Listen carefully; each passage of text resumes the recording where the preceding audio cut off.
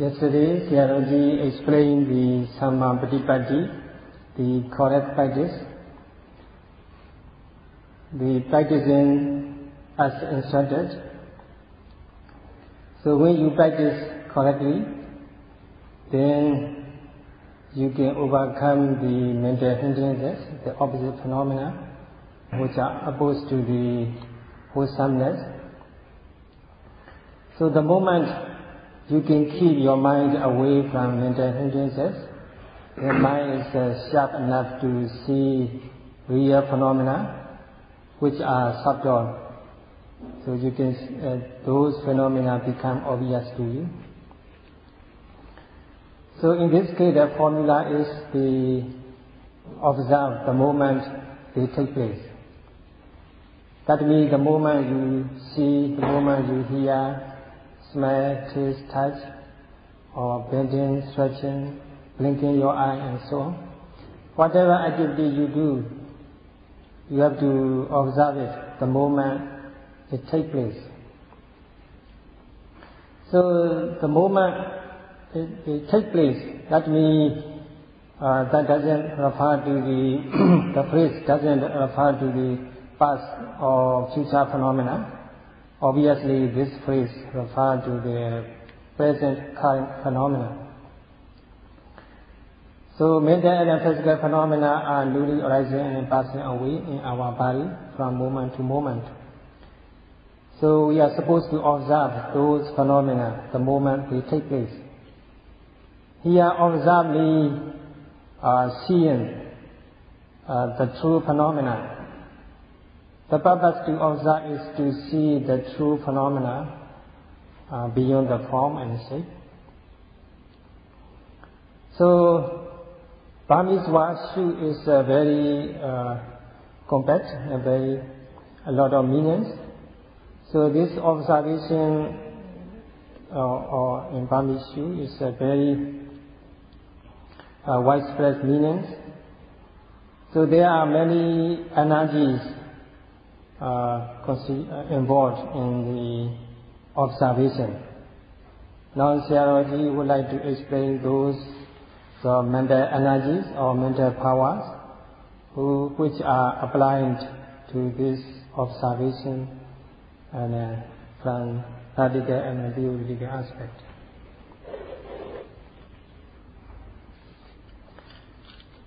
So in the beginning of the practice, we have to use the conceptual name inevitably. So in the beginning, our mind still dealing with the conceptual form or shape or manner or name. We may not be able to see the true phenomena beyond the conceptual form or because our mind is all the time familiar or dealing with the conceptual things. But in due course of time, when we are able to note mental and physical phenomena the moment they take place, then we can able to see the true phenomena beyond the concept. It's just like the learning the characters, ABC. So in the beginning we need to pronounce distinctly, clearly, so that we can distinguish between the A and B, or we can clearly pronounce differently. So in the same way, for precise and accurate awareness or knowledge, we need to note with the help of the name any objects occurring to us. So the name, which is harmony with the real phenomena, is called Tajja Panyati. The conceptual name, which is accord with the real phenomena. For example, the Buddha said, Kaya Kaya Nipati Viharati. So we have to note the physical phenomena as physical phenomena, no otherwise. For example, when we see the rock or stone, we must perceive it as stone, no otherwise. When we see gold, we should perceive gold, not stone. So these names are actually harmony with the true phenomena. That's why such names are called Tajapanyati. So last time also Sayadaw explained the phrase Buddha Dopasti to see the real phenomena as they really are.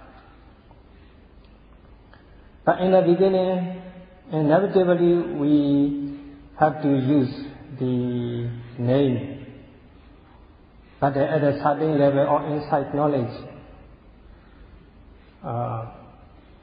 we cannot experience the form or shape of the body. We may not even know what physical posture we are in, sitting or standing or lying. All we experience is just phenomena, tension, tightness, heat, and so on. In that case, we don't need to apply any name to observe the objects. We cannot experience any form or shape or manner. Then we just observe whatever, we just be aware of the whatever phenomena occurring to us. So in the beginning, however, it's necessary to apply the name or the suitable name. Another purpose we have to use the name to describe the object is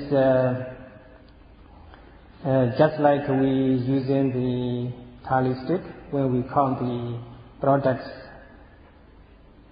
so that we can describe the item clearly and distinctly, and so that we can have correct amount. So in the same way, when we observe the object, in the beginning it is very helpful to use the suitable name according to the object, so that we can have the precise and accurate knowledge of the nature.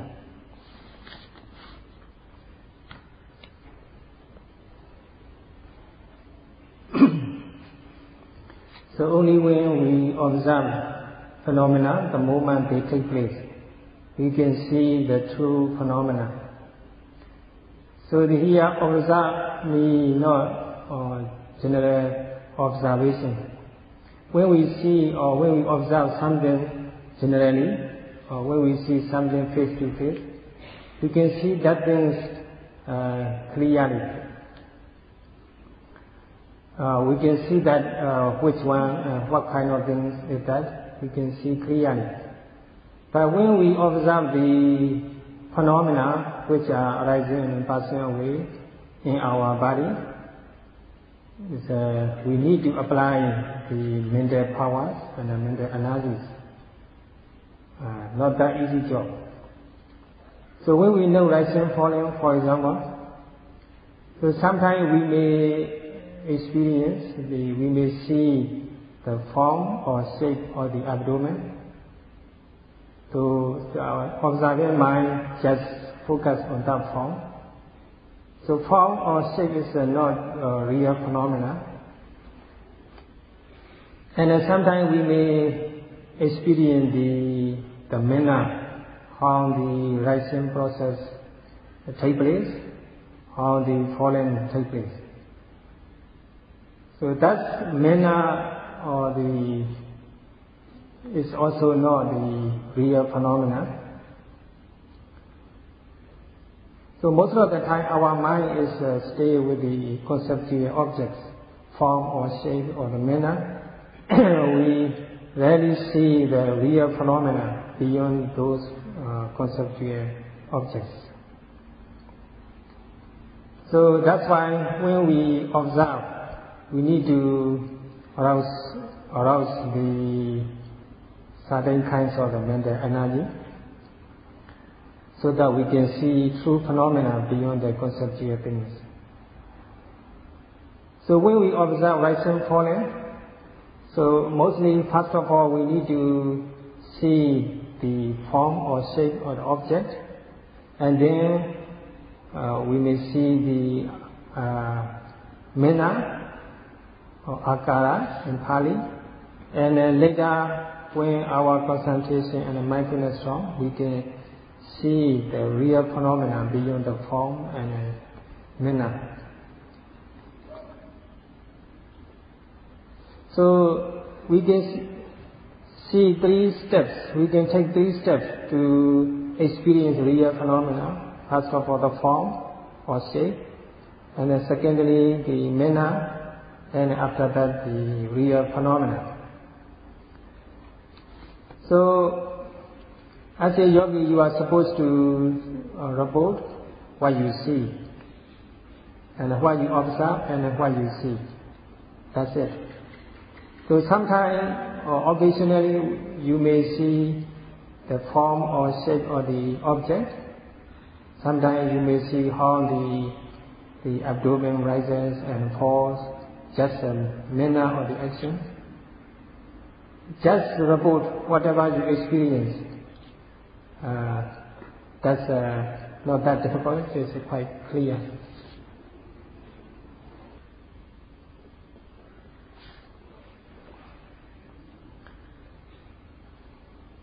So not only with the rising, falling or the abdomen, but also you have to do the same with the any other actions, whatever action you do. So you can see first of all the conceptual form, and then later you can see real phenomena when we note any other activities. Just like eating a piece of meat. So when we eat a piece of meat, we can perceive the taste of it. So first of all, we can see the form or shape of the meat, the piece of meat. That's not real phenomena, just concept. But when we eat it and then choose it and then swallow it, and then we can perceive that it's true taste.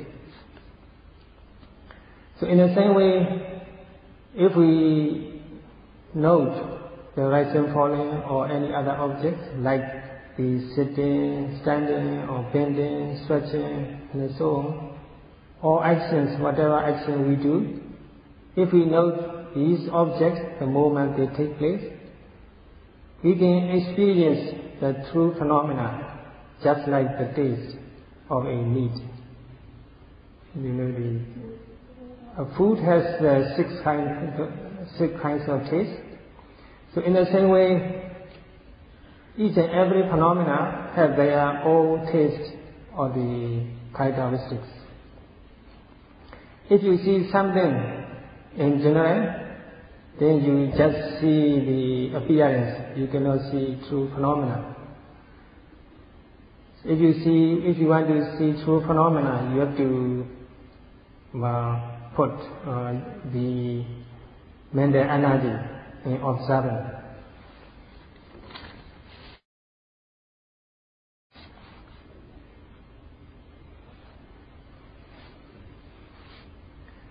So in order to see the true phenomena, by observing the phenomena the moment they take place, we are practicing Satipatthana meditation. This is the great and noble job. Before we reach the ultimate goal, that is the peace or Nibbana, we can also experience the remarkable happiness or unique, insatiable happiness as a result of the Satipatthana practice. So needless to say how peaceful it will be that when we reach Nibbana. So in this way, by learning we can increase faith and confidence in our practice, and we should set the right purpose. And thus we can arouse zeal and enthusiasm in practice. But here the too much enthusiasm also another problem. So if you are too excited, then you cannot well focus your mind on the object. You may miss the object. And also another problem is too much effort. If you make too much effort, also you may be short of reaching the object. So there must be harmony between the enthusiasm and effort, so that you can catch the object properly. If you are able to catch, if you are able to keep balance between the enthusiasm and effort, then your mind is peaceful and tranquil and easily focused on the object. Thus, the temporary concentration takes place from moment to moment. Through that temporary concentration, just like the taste of a piece of meat, you can experience the true phenomena on your own. From your own experience, you can realize true phenomena. So that's empirical knowledge. Just learning or the imagining or thinking, analyzing, reasoning is not real knowledge. By observing phenomena the moment they take place, you can gain real phenomena, you can experience real phenomena, you can gain the empirical knowledge.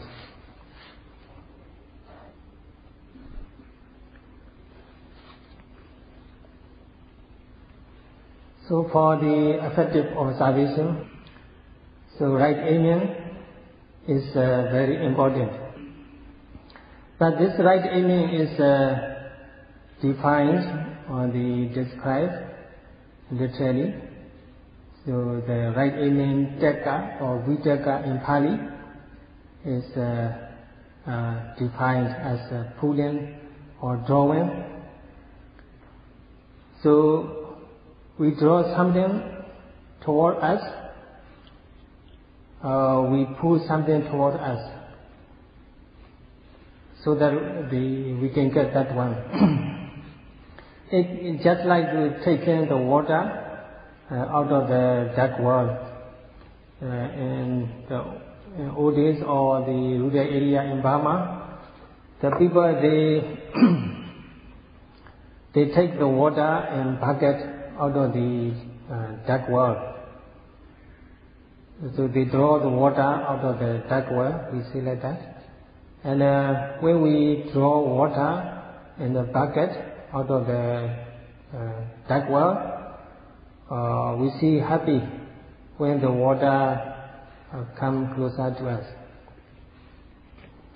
So in the same way, the vitakka or tekka or vitakka is draw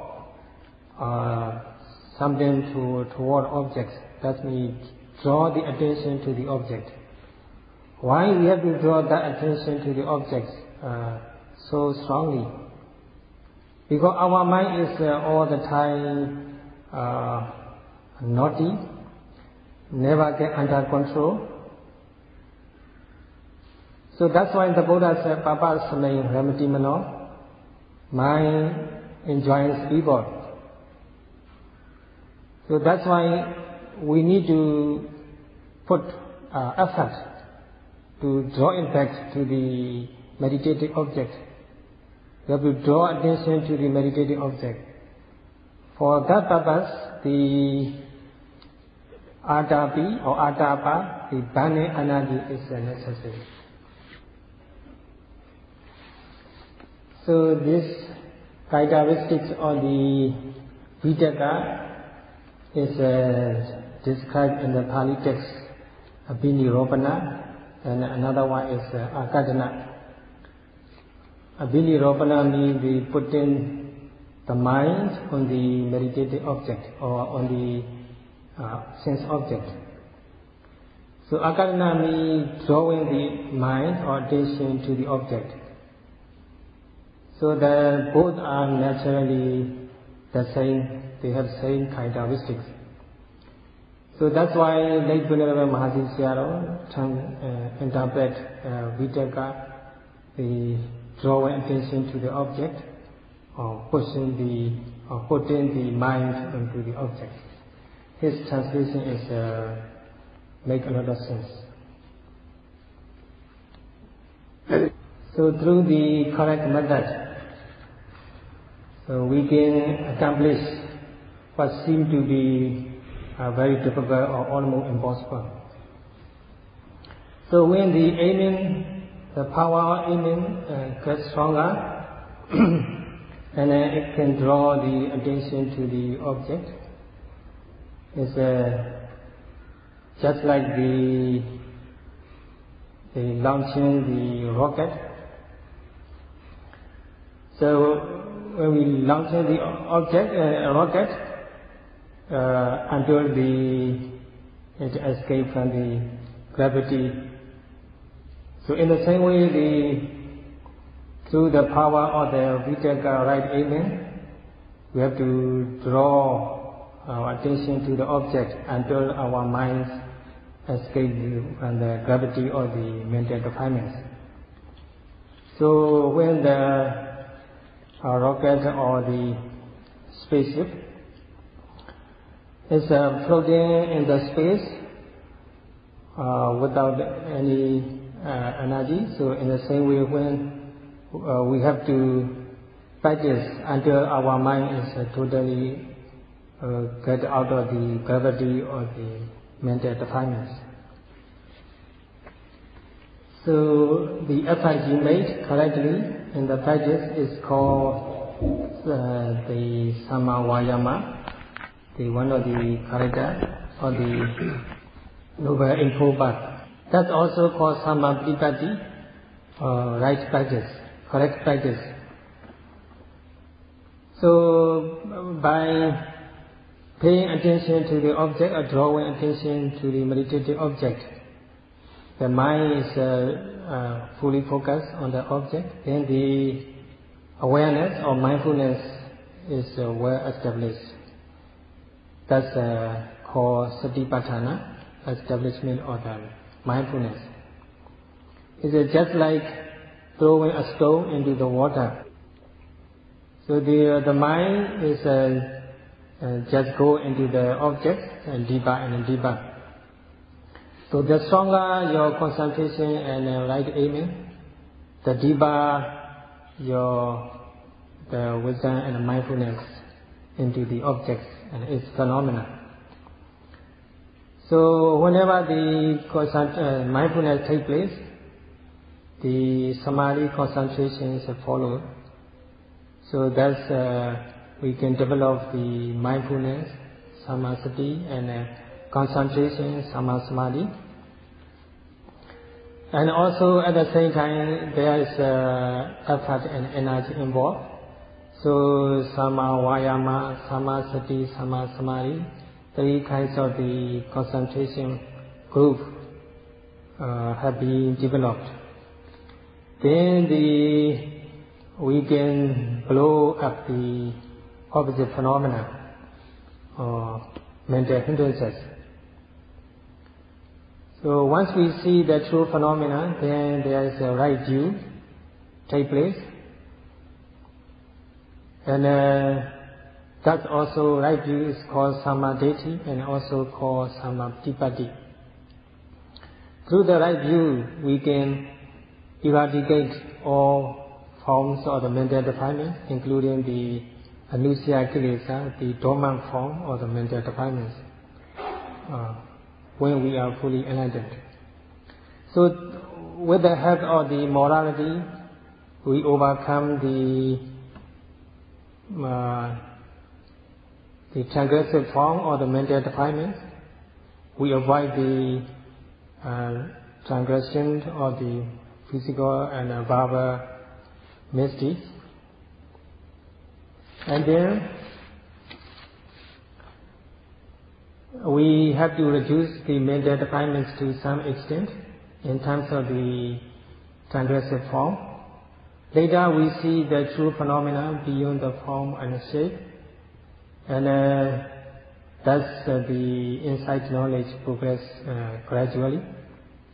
So that's why there is saying, when the concepts or conceptual form or shape obvious, the real phenomena, the Paramatma, is sunk. But when the Paramatma real phenomena obvious, the conceptual form, the sense of concept is disappear. So time is up today. Shall we continue this topic tomorrow? Sadhu, sadhu, sadhu.